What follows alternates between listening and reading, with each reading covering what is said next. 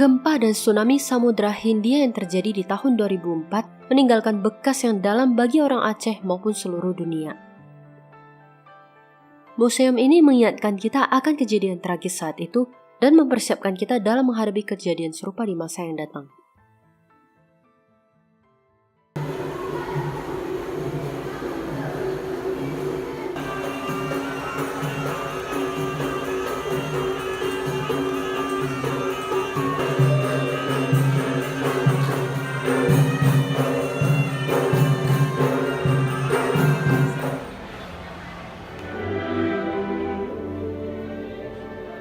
Bencana tsunami, peristiwa kematian terbesar sepanjang sejarah Indonesia, telah menewaskan 230.000 nyawa manusia di 8 negara.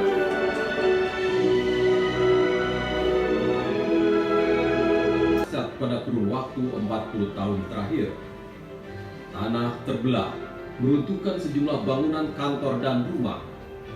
Bukan hanya di Aceh, melainkan hingga pantai barat semenanjung Malaysia, Thailand, pantai timur India, Sri Lanka, bahkan sampai pantai timur Afrika.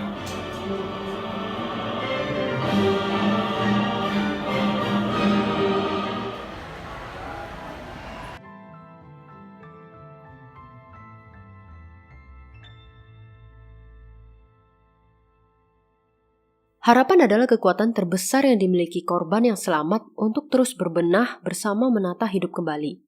Saat bantuan dari seluruh negara datang, baik pemerintah maupun pribadi, membuat harapan masyarakat Aceh semakin besar. Jutaan orang dari berbagai negara turun tangan memberi bantuan dari awal masa tanggap darurat hingga masa rehabilitasi dan rekonstruksi. Ratusan ribu korban mengalami kehancuran, kehilangan, dan kematian setiap detik. Saat itu, jenazah berkelimpangan di mana-mana dan dengan kondisi yang memprihatinkan. Ada yang terhimpit dalam tumpukan kayu atau bangunan, terjebak dalam mobil, maupun tersangkut di pohon.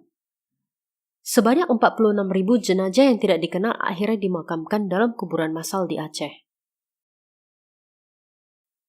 Konflik antara Gerakan Aceh Merdeka dan Republik Indonesia yang berawal pada tahun 1976 sirna setelah kejadian yang memakan banyak korban tak berdosa.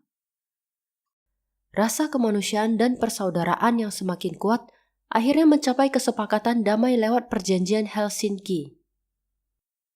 Damai menjadi titik awal bersama setelah melalui 2 ujian konflik, alam dan perang.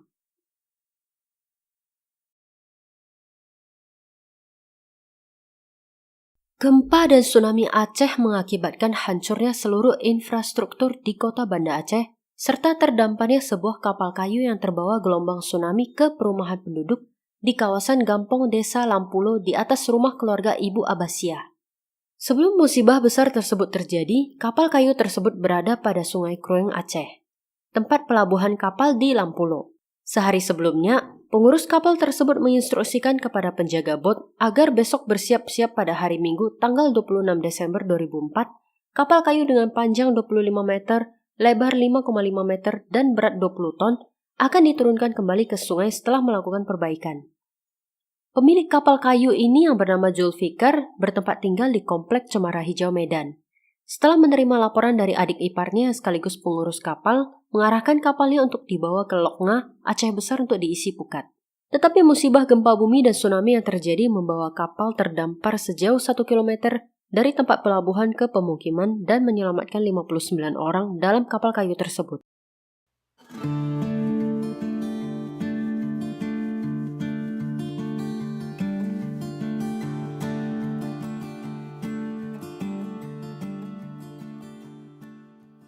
Setelah terjadi gempa 9,1 skala Richter yang mengguncang Aceh, air laut surut hingga beberapa meter ke arah laut dan dalam waktu 10-15 menit kemudian air laut datang secara tiba-tiba dalam jumlah besar dengan ketinggian sekitar 18 meter, setara dengan ketinggian pohon kelapa menuju daratan.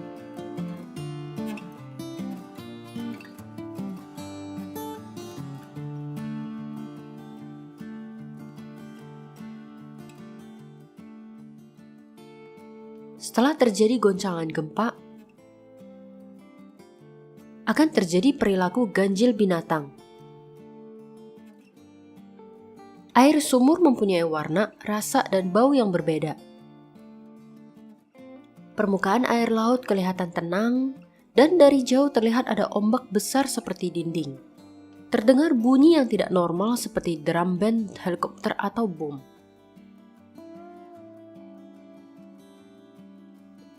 Air laut surut tiba-tiba.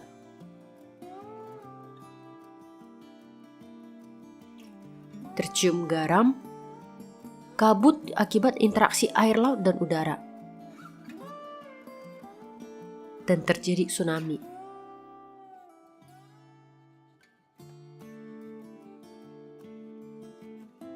Harus bersiap evakuasi. Sepertinya akan ada tsunami.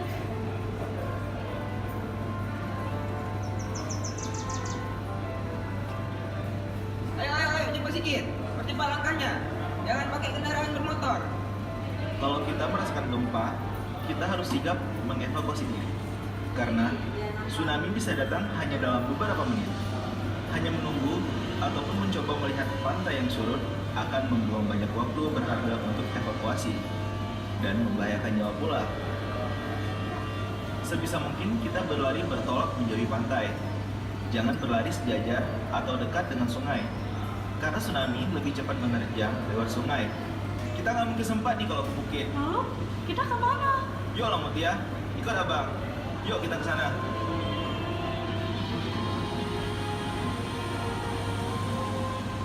Kalau kita tidak sempat berlari ke tempat tinggi, carilah bangunan tinggi dan cukup kuat untuk berlindung, seperti menara, tower antena, pohon tinggi, ataupun gedung tempat evakuasi sementara yang telah dibangun oleh pemerintah.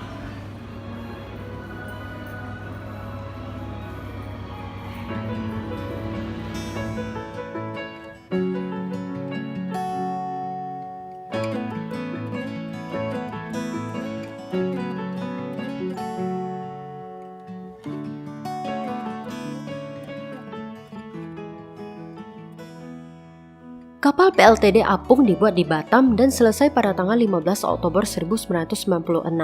Di tahun berikutnya, Pontianak merupakan destinasi pertama kapal PLTD Apung 1 yang berhasil mengatasi krisis pembangkit di Pontianak.